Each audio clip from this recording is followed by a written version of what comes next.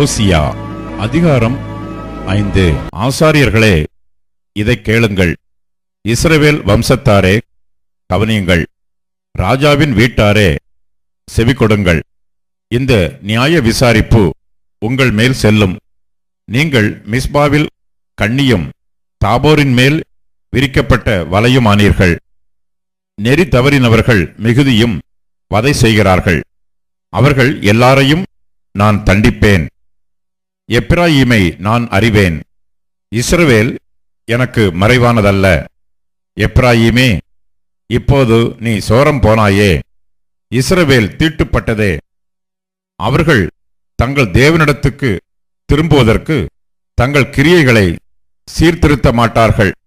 வேசித்தன ஆவி அவர்கள் உள்ளத்தில் இருக்கிறது. கர்த்தரை அறியார்கள். இஸ்ரவேலின் அகந்தை அவர்கள் முகத்துக்கு முன்பாக சாட்சியிடுகிறது. ஆகையால் இஸ்ரவேலும் எப்பிராயீமும் தங்கள் அக்கிரமத்தினால் இடருண்டு விழுவார்கள். அவர்களோடே யூதாவும் இடருண்டு விழுவான். அவர்கள் கர்த்தரை தேடும்படி தங்கள் ஆடுகளோடும் தங்கள் மாடுகளோடும் போவார்கள். அவரை காணமாட்டார்கள். அவர் அவர்களை விட்டு விலகினார். கர்த்தருக்கு விரோதமாக துரோகம் பண்ணினார்கள். அந்நிய பிள்ளைகளை பெற்றார்கள். இப்போதும் ஒரு மாதத்துக்குள்ளாக அவர்கள் தங்கள் பங்குகளோட பட்சிக்கப்படுவார்கள்.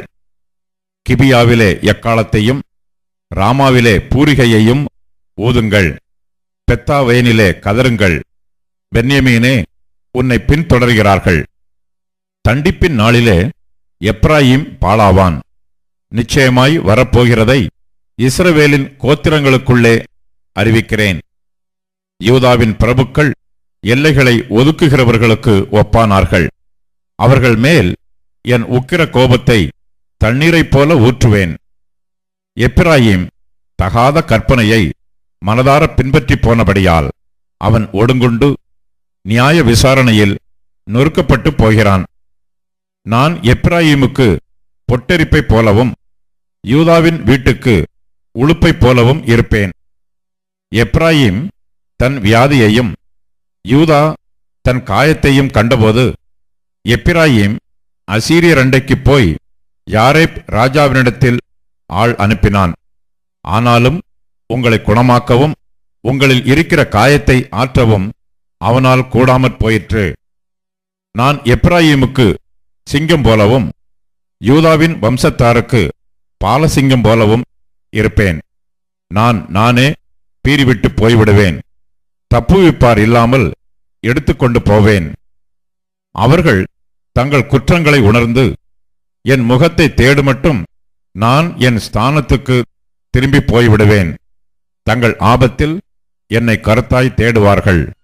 ஓசியா அதிகாரம் 6. கர்த்தரிடத்தில் திரும்புவோம் வாருங்கள். நம்மை பீறினார், அவரே நம்மை குணமாக்குவார். நம்மை அடித்தார், அவரே நம்முடைய காயங்களை கட்டுவார். 2 நாளுக்கு பின்பு அவர் நம்மை உயிர்ப்பிப்பார். 3ஆம் நாளில் நம்மை எழுப்புவார். அப்பொழுது நாம் அவருடைய சமூகத்தில் பிழைத்திருப்போம். அப்பொழுது நாம் அறிவடைந்து கர்த்தரை அறியும்படி தொடர்ந்து போவோம். அவருடைய புறப்படுதல் அருணோதயம் போல ஆயத்தமாயிருக்கிறது. அவர் மழையைப் போலவும் பூமியின் மேல் பெய்யும் முன்மாறி பின்மாரியைப் போலவும் நம்மிடத்தில் வருவார். எப்பிராயீமே, உனக்கு என்ன செய்வேன்? யூதாவே, உனக்கு என்ன செய்வேன்? உங்கள் பக்தி காலையில் காணும் மேகத்தைப் போலவும் விடியற்காலையில் தோன்றும் பனியைப் போலவும் ஒளிந்து போகிறது. ஆகையால் தீர்க்கதரிசிகளைக் கொண்டு அவர்களை வெட்டினேன். என் வாய்மொழிகளைக் கொண்டு அவர்களை அதம் பண்ணினேன். உன்மேல் வரும் தண்டனைகள் வெளிச்சத்தைப் போல் வெளிப்படும். பலியை அல்ல, இரக்கத்தையும் தகன பலிகளை பார்க்கிலும் தேவனை அறிகிற அறிவையும் விரும்புகிறேன். அவர்களோ ஆதாமைப் போல் உடன்படிக்கையை மீறி அங்கே எனக்கு விரோதமாய் துரோகம் பண்ணினார்கள். கீலேயாத் அக்கிரமம் செய்கிறவர்களின் பட்டணம். அது இரத்த காலடிகளால் மிதிக்கப்பட்டிருக்கிறது. பரிகாரரின் கூட்டங்கள் ஒருவனுக்கு காத்திருக்கிறது போல சீகேமுக்கு போகிற வழியிலே கொலை செய்கிற ஆசாரியரின் கூட்டம் காத்திருக்கிறது. தோஷமான காரியங்களையே செய்கிறார்கள். பயங்கரமான காரியத்தை இஸ்ரவேல் வம்சத்தாரில் கண்டேன். அங்கே எப்ராயீமின் வேசித்தனம் உண்டு. இஸ்ரவேல் தீட்டுப்பட்டு போயிற்று. யூதாவே, உனக்கு ஒரு அறுப்பு காலம் நியமிக்கப்பட்டிருக்கிறது. ஓசியா அதிகாரம் 7.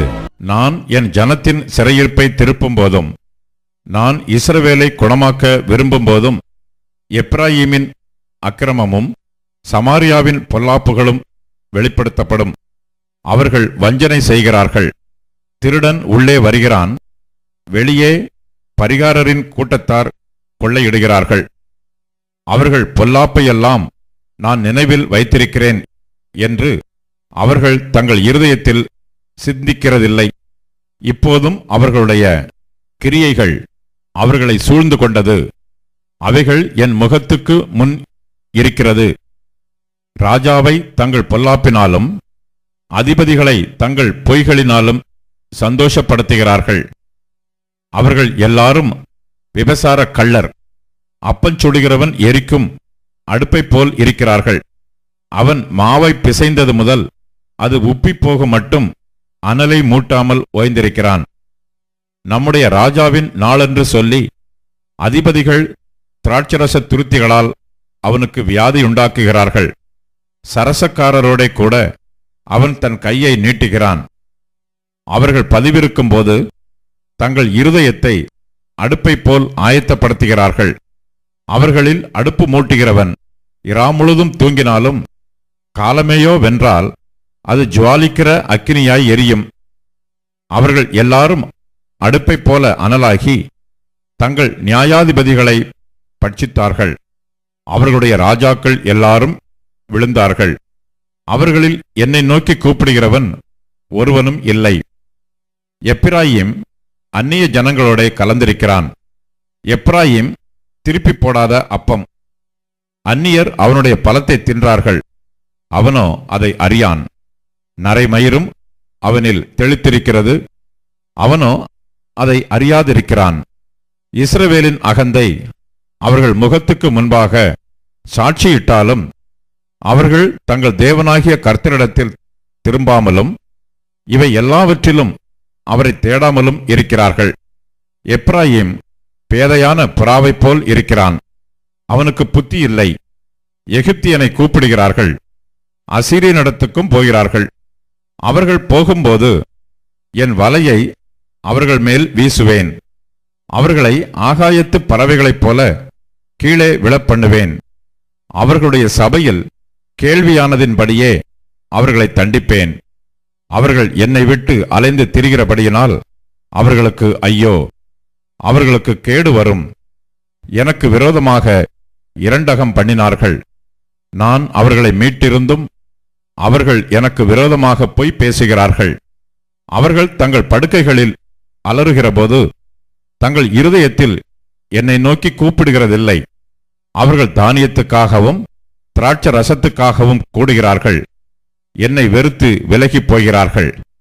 நான் அவர்களை தண்டித்தேன், அவர்களுடைய புயங்கள் திரும்ப பலப்படவும் பண்ணினேன். ஆகிலும் எனக்கு விரோதமாக பொல்லாப்பு நினைக்கிறார்கள். திரும்புகிறார்கள், ஆனாலும் உன்னதமானவரிடத்திற்கு அல்ல, மோசம் போக்குகிற வில்லை போல் இருக்கிறார்கள். அவர்களுடைய அதிபதிகள் தங்கள் நாவினுடைய உக்கிரத்தின் நிமித்தம் பட்டயத்தால் விழுவார்கள். இதுவே எகிப்து தேசத்தின் நிமித்தம் அவர்களுக்கு வரும் நிந்தை. ராஜாக்களின் 2ஆம் புஸ்தகம் அதிகாரம் 16 வசனங்கள் 10 முதல் 18 வரை. அப்பொழுது ராஜாவாகிய ஆகாஸ் தமஸ்குவில் உள்ள அசீரியாவின் ராஜாவாகிய திகிலாத் பிலேசருக்கு எதிர்கொண்டு போய் தமஸ்குவில் உள்ள பலிபீடத்தை கண்டான். ராஜாவாகிய ஆகாஸ் அந்த பலிபீடத்தின் சாயலையும் அதனுடைய சகல வேலைப்பாடாகிய அதன் மாதிரியையும் ஆசாரியனாகிய உரியாவுக்கு அனுப்பினான். ராஜாவாகிய ஆகாஸ் தமஸ்குவிலிருந்து வருகிறதற்குள் ஆசாரியனாகிய உரியா அப்படி கொத்த பலிபீடத்தை கட்டி ராஜாவாகிய ஆகாஸ் தமஸ்குவிலிருந்து அனுப்பின கட்டளையின்படியெல்லாம் செய்தான். ராஜா தமஸ்குவிலிருந்து வந்தபோது அவன் அந்த பலிபீடத்தை பார்த்து அந்த பலிபீடத் தண்டையில் சேர்ந்து அதன் மேல் பலியிட்டு தன் சர்வாங்க தகன பலியையும் தன் போஜன பலியையும் தகனித்து தன் பான பலியை வார்த்து தன் சமாதான பலிகளின் இரத்தத்தை அந்த பலிபீடத்தின் மேல் தெளித்தான். கர்த்தரின் சந்நிதியில் இருந்த வெண்கல பலிபீடத்தை அவன் தன் பலிபீடத்திற்கும் கர்த்தரின் ஆலயத்திற்கும் நடுவே ஆலயத்தின் முகப்பிலிருந்து எடுத்து அதை தன் பலிபீடத்திற்கு வடபுறமாய் வைத்தான். ராஜாவாகிய ஆகாஸ் ஆசாரியனாகிய உரியாவை நோக்கி, இந்த பெரிய பலிபீடத்தின் மேல் நீ காலை சர்வாங்க தகன பலியையும் மாலை போஜன பலியையும் ராஜாவின் சர்வாங்க தகன பலியையும் அவருடைய போஜன பலியையும் தேசத்தினுடைய சகல ஜனத்தின் சர்வாங்க தகன பலியையும் அவர்கள் போஜன பலியையும் அவர்கள் பான பலிகளையும் செலுத்தி அதன் மேல் சர்வாங்க தகனங்களின் சகல இரத்தத்தையும் பலிகளின் சகல இரத்தத்தையும் தெளிப்பாயாக. அந்த வெண்கல பலிபீடமோ நான் சன்னதம் கேட்கிறதற்கு உதவும் என்றான். ராஜாவாகிய ஆகாஸ் கட்டளையிட்டபடியெல்லாம் ஆசாரியனாகிய உரியா செய்தான். பின்னும் ராஜாவாகிய ஆகாஸ் ஆதாரங்களின் சவுக்குகளை அறுத்துவிட்டு அவைகளின் மேல் இருந்த கொப்பரைகளை எடுத்து கடல் தொட்டியை கீழே நிற்கிற வெண்கல ரிஷபங்களின் மேலிருந்து இறக்கி அதை கற்களின் தளவரிசையிலே வைத்து ஆலயத்தின் அருகே கட்டியிருந்த ஓய்வு நாளின் மண்டபத்தையும் ராஜா பிரவேசிக்கும் மண்டபத்தையும் அசீரியருடைய ராஜாவின் நிமித்தம் கர்த்தருடைய ஆலயத்திலிருந்து அப்புறப்படுத்தினான். நாளாகமத்தின் 2ஆம் புஸ்தகம் அதிகாரம் 28 வசனங்கள் 22 முதல் 25 வரை. தான் நெருக்கப்படுகிற காலத்திலும் கர்த்தருக்கு விரோதமாய் அந்த ஆகாஸ் என்னும் ராஜா துரோகம் பண்ணிக்கொண்டே இருந்தான். எப்படி என்றால், சீரியா ராஜாக்களின் தெய்வங்கள் அவர்களுக்கு துணை செய்கிறபடியினால் அவர்கள் எனக்கும் துணை செய்ய அவர்களுக்கு பலியிடுவேன் என்று சொல்லி தன்னை முறிய அடித்த தமஸ்குவின் தெய்வங்களுக்கு அவன் பலியிட்டான். ஆனாலும் அது அவனும் இஸ்ரவேல் அனைத்தும் நாசமாகிறதற்கு ஏதுவாயிற்று. ஆகாஸ் தேவனுடைய ஆலயத்தின் பணிமுட்டுக்களைச் சேர்த்து தேவனுடைய ஆலயத்தின் பணிமுட்டுக்களை துண்டு துண்டாக்கி கர்த்தருடைய ஆலயத்தின் கதவுகளை பூட்டி போட்டு எருசலேமில் மூலைக்கு மூலை பலிபீடங்களை உண்டு பண்ணி அந்நிய தெய்வங்களுக்கு தூபம் காட்டும்படி யூதாவின் ஒவ்வொரு பட்டணத்திலும் மேடைகளை உண்டு பண்ணி தன் பிதாக்களின் தேவனாகிய கர்த்தருக்கு கோபமூட்டினான். ராஜாக்களின் 2ஆம் புஸ்தகம் அதிகாரம் 15 வசனங்கள் 30 முதல் 31 வரை. ஏலாவின் குமாரனாகிய ஓசையா ரெமலியாவின் குமாரனாகிய பெக்காவுக்கு விரோதமாக கட்டுப்பாடு பண்ணி அவனை உசியாவின் குமாரனாகிய யோதாமின் 20ஆம் வருஷத்தில் வெட்டி கொன்று போட்டு அவன் ஸ்தானத்தில் ராஜாவானான். பெக்காவின் மற்ற வர்த்தமானங்களும் அவன் செய்தவை யாவும் இஸ்ரவேல் ராஜாக்களின் நாளாகம புஸ்தகத்தில் அல்லவோ எழுதியிருக்கிறது. ராஜாக்களின் 2ஆம் புஸ்தகம் அதிகாரம் 17 வசனங்கள் 1 முதல் 2 வரை. யூதாவின் ராஜாவாகிய ஆகாசின் 12ஆம் வருஷத்தில் ஏலாவின் குமாரனாகிய ஓசையா இஸ்ரவேலின் மேல் ராஜாவாகி சமாரியாவிலே 9 வருஷம் ராஜ்யபாரம் பண்ணி கர்த்தரின் பார்வைக்கு பொல்லாப்பானதைச் செய்தான். ஆனாலும் தனக்கு முன்னிருந்த இஸ்ரவேலின் ராஜாக்களைப் போல் செய்யவில்லை. ஓசியா அதிகாரம் 8. உன் வாயிலே எக்காலத்தை வை. அவர்கள் என் உடன்படிக்கையை மீறி என் நியாயப்பிரமாணத்துக்கு விரோதமாக துரோகம் பண்ணினபடியினால் கர்த்தருடைய வீட்டின் மேல் சத்துரு கழுகைப் போல் பறந்து வருகிறான். எங்கள் தேவனே, உம்மை அறிந்திருக்கிறோம் என்று சொல்லி இஸ்ரவேலர் கூப்பிடுவார்கள். ஆனாலும் இஸ்ரவேலர் நன்மையை வெறுத்தார்கள். சத்துரு அவர்களை தொடர்வான். அவர்கள் ராஜாக்களை ஏற்படுத்திக் கொண்டார்கள். ஆனாலும் என்னாலே அல்ல. அதிபதிகளை வைத்துக் கொண்டார்கள். ஆனாலும் நான் அறியேன். அவர்கள் வேர் அறுப்புண்டு போகும்படி தங்கள் வெள்ளியினாலும் தங்கள் பொன்னினாலும் தங்களுக்கு விக்கிரகங்களைச் செய்வித்தார்கள். சமாரியாவே, உன் கன்றுக்குட்டி உன்னை வெறுத்து விடுகிறது. என் கோபம் அவர்கள் மேல் மூண்டது. எதுவரைக்கும் சுத்தாங்கம் அடைய மாட்டாதிருப்பார்கள். அதுவும் இஸ்ரவேலருடைய செய்கையே. தட்டான் அதைச் செய்தான், ஆதலால் அது தேவன் அல்லவே. சமாரியாவின் கன்றுக்குட்டி துண்டு துண்டாய்ப் போகும். அவர்கள் காற்றை விதைத்து சூறைக்காற்றை அறுப்பார்கள். விளைச்சல் அவர்களுக்கு இல்லை. கதிர் மாவை கொடுக்க மாட்டாது. கொடுத்தாலும் அந்நியர் அதை விழுங்குவார்கள். இஸ்ரவேலர் விழுங்கப்படுகிறார்கள். அவர்கள் இனி புறஜாதிகளுக்குள்ளே விரும்பப்படாத பாத்திரத்தைப் போல் இருப்பார்கள். அவர்கள் தனித்துத் திரிகிற காட்டுக் கழுதையைப் போல் அசீரியர் அண்டைக்கு போனார்கள். எப்ராயீமர் நேசரை கூலிக்கு பொருத்திக் கொண்டார்கள். அவர்கள் புறஜாதியாரை கூலிக்கு பொருத்திக் கொண்டாலும் இப்பொழுது நான் அவர்களை கூட்டுவேன். அதிபதிகளின் ராஜா சுமந்தும் சுமையினால் அவர்கள் கொஞ்சம் காலத்துக்குள்ளே அகப்படுவார்கள். எப்ராயீம் பாவம் செய்வதற்கேதுவாய் பலிபீடங்களை பெருக பண்ணினார்கள். ஆதலால் பலிபீடங்களே அவர்கள் பாவம் செய்வதற்கு ஏதுவாகும். என் வேதத்தின் மகத்துவங்களை அவர்களுக்கு எழுதிக் கொடுத்தேன். அவைகளை அந்நிய காரியமாக எண்ணினார்கள். எனக்கு செலுத்தும் பலிகளின் மாம்சத்தை அவர்கள் பலியிட்டு புசிக்கிறார்கள். கர்த்தர் அவர்கள் மேல் பிரியமாயிரார். அவர்களுடைய அக்கிரமத்தை அவர் நினைத்து அவர்கள் பாவத்தை விசாரிக்கும் போதோவெனில் அவர்கள் எகிப்துக்கு திரும்பி போவார்கள். இஸ்ரவேல் தன்னை உண்டாக்கினவரை மறந்து கோவில்களை கட்டுகிறான். யூதா அரணான பட்டணங்களை பெருகப் பண்ணுகிறான். ஆனாலும் நான் அதன் நகரங்களில் அக்கினியை வரப்பண்ணுவேன். அது அவைகளின் கோவில்களை பட்சிக்கும். ஓசியா அதிகாரம் 9. இஸ்ரவேலே, மகிழ்ச்சியாயிராதே, மற்ற ஜனங்களைப் போல் களி கூறாதே. உன் தேவனை விட்டு நீ சோரம் போனாய். தானியம் போரடிக்கிற சகல களங்களிலும் பணயத்தை நாடுகிறாய். தானிய களமும் திராட்சத் தொட்டியும் அவர்களை பிழைப்பூட்டுவதில்லை. அவர்களுக்கு திராட்சரசம் ஒளிந்து போகும். அவர்கள் கர்த்தருடைய தேசத்தில் குடியிருப்பதில்லை. எப்ராயீமர் திரும்ப எகிப்துக்கு போவார்கள். அசீரியாவில் தீட்டுள்ளதை புசிப்பார்கள். அவர்கள் கர்த்தருக்கு திராட்சரசத்தின் பானபலியை வார்ப்பதுமில்லை. அவருக்கு அங்கீகரிப்பாய் இருப்பதுமில்லை. அவர்களுடைய பலிகள் அவர்களுக்கு துக்கம் கொண்டாடுகிறவர்களின் அப்பத்தைப் போல இருக்கும். அதை புசிக்கிற யாவரும் தீட்டுப்படுவார்கள். அவர்களுடைய அப்பம் அவர்களுக்கே ஆகும். அது கர்த்தருடைய ஆலயத்தில் வருவதில்லை. ஆசரிப்பு நாளிலும் கர்த்தருடைய பண்டிகை நாளிலும் என்ன செய்வீர்கள்? இதோ அவர்கள் பாழ்கடிப்புக்கு தப்பும்படி போய்விட்டார்கள். எகிப்து அவர்களை சேர்த்துக் கொள்ளும். மோப் பட்டணம் அவர்களை அடக்கம் பண்ணும். அவர்களுடைய வெள்ளி இருந்த விருப்பமான இடங்கள் காஞ்சொரிகளுக்கு சுதந்திரமாகும். அவர்களுடைய வாசஸ்தலங்களில் முட்செடிகள் முளைக்கும். விசாரிப்பின் நாட்கள் வரும், நீதி சரிக்கட்டும் நாட்கள் வரும் என்பதை இஸ்ரவேலர் அறிந்து கொள்வார்கள். உன் மிகுதியான அக்கிரமத்தினாலேயும் மிகுதியான பகையினாலேயும் தீர்க்கதரிசிகள் மூடரும் ஆவியை பெற்ற மனுஷர்கள் பித்தம் கொண்டவர்களுமாயிருக்கிறார்கள்.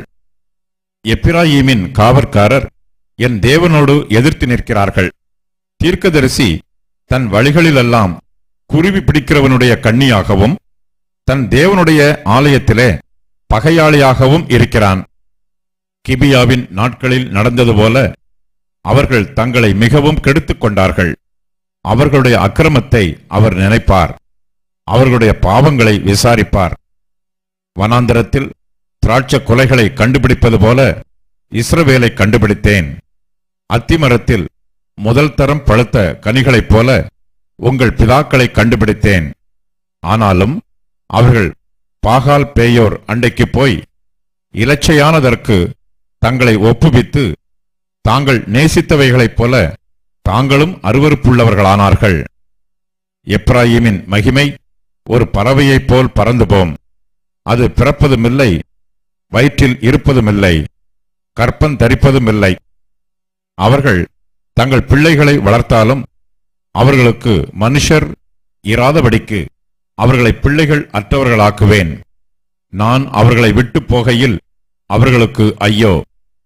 நான் எப்ராயீமை தீருவின் திசை மட்டும் இருக்கிறதை பார்க்கிறபோது அது நல்ல வசதியான ஸ்தலத்திலே நாட்டப்பட்டிருக்கிறது. ஆனாலும் எப்ராயீமர் தங்கள் குமாரரை கொலை செய்கிறவனிடத்தில் வெளியே கொண்டு போய் விடுவார்கள். கர்த்தாவே, நீர் அவர்களுக்கு கொடுப்பதை கொடும். அவர்களுக்கு விழுந்து போகிற கற்பத்தையும் பாலற்ற முலைகளையும் கொடும். அவர்களுடைய பொல்லாப்பெல்லாம் கில்காலிலே நடக்கும். அங்கே நான் அவர்களை வெறுத்தேன். அவர்களுடைய பொல்லாப்பின் நிமித்தம் அவர்களை நான் என் சமூகத்தை விட்டு துரத்துவேன். இனி அவர்களை நேசிக்க மாட்டேன். அவர்களுடைய அதிபதிகள் எல்லாரும் துரோகிகள். எப்ராயீமர் வெட்டுண்டு போனார்கள். அவர்கள் வேர் உலர்ந்து போயிற்று, கனி கொடுக்க மாட்டார்கள். அவர்கள் பிள்ளைகளை பெற்றாலும் அவர்களுடைய கற்பத்தின் பிரியமான கனிகளை அதம் பண்ணுவேன். அவர்கள் அவருக்கு செவிகொடாமற் போனபடியால் என் தேவன் அவர்களை வெறுத்து விடுவார். அவர்கள் அந்நிய ஜாதிகளுக்குள்ளே அலைந்து திரிவார்கள்.